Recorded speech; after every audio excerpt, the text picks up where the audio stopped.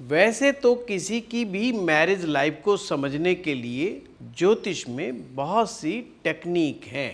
जब भी सप्तम भाव पर किसी भी प्रकार के नेगेटिव ग्रह का कोई भी दुष्प्रभाव पड़ता है तो व्यक्ति की मैरिज लाइफ में दिक्कतें आ जाती हैं।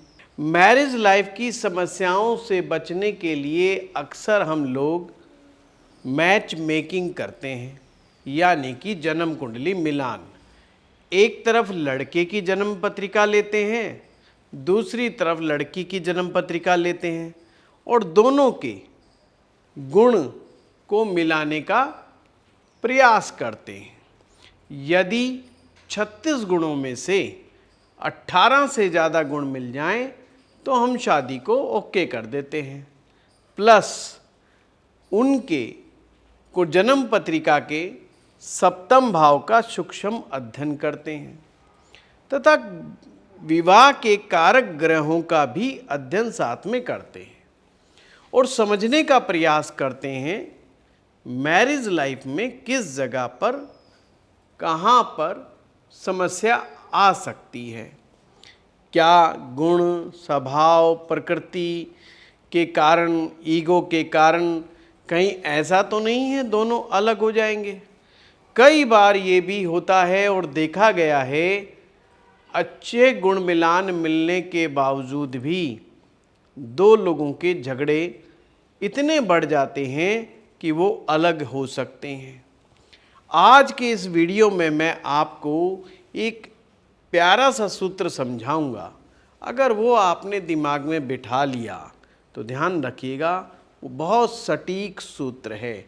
आप भी आजमा करके देखिए।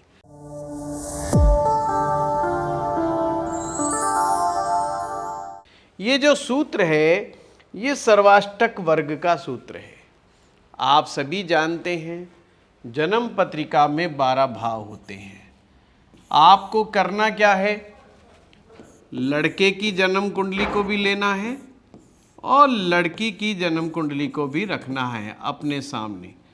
जब भी कोई कुंडली आप मिला रहे हैं और ये मात्र समझना चाह रहे हैं क्या ये लड़का या लड़की खुश रहेंगे, प्लस कोई भी व्यक्ति क्या अपने जीवन में रिलेशनशिप को लेकर के खुश रहेगा, तो अक्सर हमारा ध्यान जाता है शुक्र ग्रह पर कि हमें शुक्र ग्रह देखना है, पर ऐसा नहीं है। आपको आज मैं दूसरा तरीका बता रहा हूँ। हर व्यक्ति के जन्म पत्रिका के हर भाव में सर्वाष्टक वर्ग के बिंदु दिए हुए होते हैं। वो बिंदु में आपने देखना है कैसे चंद्रमा की स्थिति कहाँ पर विराजमान है। फिर से बताऊंगा, हर भाव में कुछ बिंदु दिए होते हैं। जैसे मान लीजिए यहाँ पर मैं कुछ बिंदु, ये हर व्यक्ति की जन्म पत्रिका में होता है।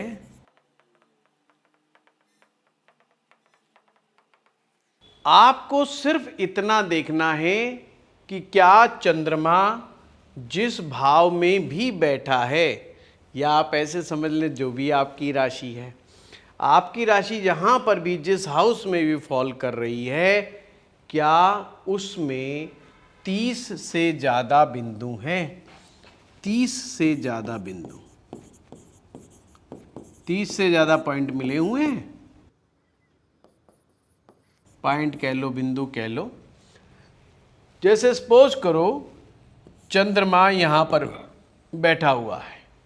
अब आप देखिए चंद्रमा चतुर्थ भाव में, ये सिंह लगन की जन्म पत्रिका है, चौथे भाव में चंद्रमा नीच राशि का बैठा हुआ है, पर यहाँ पर 32 नंबर हैं, 32 पॉइंट्स हैं। तो ध्यान रखें, अगर आपके चंद्रमा को 30 से ज़्यादा बिंदु मिले हुए हैं तो ऐसा व्यक्ति रिलेशनशिप के मामले में या रिलेशनशिप को समझने वाला होता है। यही कारण है कि ऐसे लोग अपने रिलेशनशिप को आगे ले जाने में सक्षम होते हैं। अगर सेम जैसे लड़के की कुंडली में 30 से ज़्यादा बिंदु वाला चंद्रमा है, लड़की की जन्म पत्रिका में भी अगर 30 से ज़्यादा बिंदु हैं, जहाँ पर भी उसका चंद्रमा बैठा है, लड़का और लड़की के चंद्रमा के पास सर्वाष्टक वर्ग में 30 से ज़्यादा बिंदु होने चाहिए, 30 से ज़्यादा पॉइंट होने चाहिए, तो समझिए उनकी मैरिज लाइफ चलती रहेगी। चलती रहेगी का मतलब अच्छा खासा जीवन चला लेंगे। अब इसका क्या मतलब है? क्या इसका मतलब हम ये माने इन दोनों में झगड़े नहीं होंगे? नहीं, बेशक दोनों में कभी कभार मनमुटाव हो सकता है, कभी कभार जो दिनचर्या में पति पत्नी में अक्सर नोक झोंक होती है, उसको तो टाला नहीं जा सकता।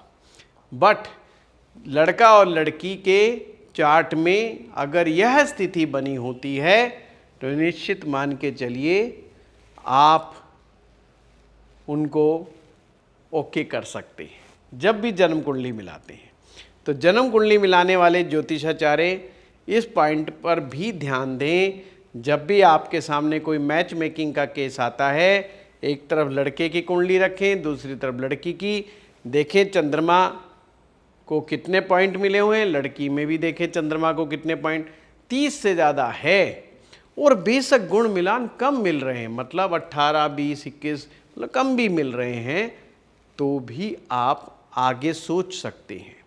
प्लस कभी कभी विवाह स्थान में कुछ पाप ग्रहों का असर होता है। पाप ग्रहों का असर देखते ही हमारा दिमाग घूम जाता है। कुंडली में कुछ दोष उपस्थित हो जाने पर हम अक्सर तनाव में आ जाते हैं कि अरे क्या करें, सप्तम भाव में तो ग्रह खराब बैठे हुए हैं या सप्तमेश की स्थिति उत्तम नहीं है।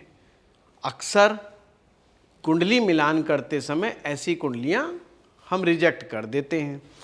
पर अगर 30 से ज़्यादा नंबर चंद्रमा को मिले हैं कुंडली में, आप बेशक अपनी लड़की के लिए लड़का देख रहे हैं या आप होने वाली बहू के लिए लड़की ढूंढ रहे हैं, तो ये सूत्र को भी अप्लाई करके देखें, आप देखेंगे कि बड़ी सटीकता है। और जिनका विवाह हो चुका है वो तो कम से कम अपने कुंडली पर अप्लाई करके देख ही सकते हैं इस टेक्निक को कि कैसा रिस्पॉन्स चल रहा है। आपकी शादी को 15 साल, 20 साल, 25 साल, 30 साल हो गए कि नहीं हो गए हैं, और क्या आपका सचमुच मन करता है कि हम तलाक ले लें, कि अलग ही हो जाएं? ऐसा होता नहीं है, मतलब व्यक्ति तलाक नहीं लेता अगर चंद्रमा 30 से ऊपर बिंदु वाला हो। अब देखिए ये एग्जाम्पल चार्ट है, ये मेष लगन की कुंडली है, यहाँ पर चंद्रमा उच्च के बैठे हुए हैं। देखने में लगेगा रे वाह बहुत बढ़िया, फर्स्ट क्लास उच्च के चंद्रमा है, तो चंद्रमा के बहुत अच्छे रिजल्ट्स आएंगे। पर सर्वाष्टक वर्ग में इन्हें केवल 18 पॉइंट मिले हुए हैं, यानी कि ये चीज़ ठीक नहीं है, ये गड़बड़ है। ये बेशक चंद्रमा आपका किसी भी भाव में, किसी भी राशि में ही क्यों ना बैठा हो, पर 28 से कम बिंदु लेके बैठेगा तो ऐसा व्यक्ति मन से खुश नहीं रहेगा, इमोशनली वीक होगा, बार बार उसे स्ट्रेस होगा, इमोशनल ट्रॉमा उसे लाइफ में कई बार झेलना पड़ेगा और हमेशा ऐसा महसूस करेगा कि यार मुझे भगवान ने वो सब कुछ आनंद खुशी नहीं दिया जो औरों को दिया है, हमेशा दुख को महसूस करता रहेगा।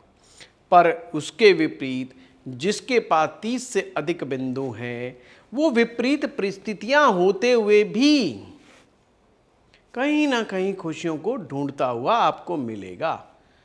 आप देख क्या रहे हो? अपनी जन्म पत्रिका पर देखिए चंद्रमा को कितने बिंदु मिले हुए हैं। अगर 30 से ज़्यादा है तो सचमुच आप भी ऐसे ही हैं, मतलब एवर हैप्पी पर्सन। हम थोड़ी सी बात पे ही खुश हो जाते हैं। मित्रों, ये आज का वीडियो, ये टेक्निक कैसे लगी मुझे कमेंट बॉक्स में लिख के ज़रूर बताना। आप अपने ऊपर अप्लाई करके देखो। मैं समझना चाहता हूँ ये सूत्र कितना कामयाब है, कितने % कामयाब है, सभी ज़रूर लिखेगा। ये मेरी आपसे रिक्वेस्ट है कमेंट बॉक्स में। और साथ में ये वीडियो कैसा लगा ज़रूर बताइए। अभी तक आपने हमारे वीडियो को शेयर नहीं किया है तो शेयर भी कीजिएगा। धन्यवाद।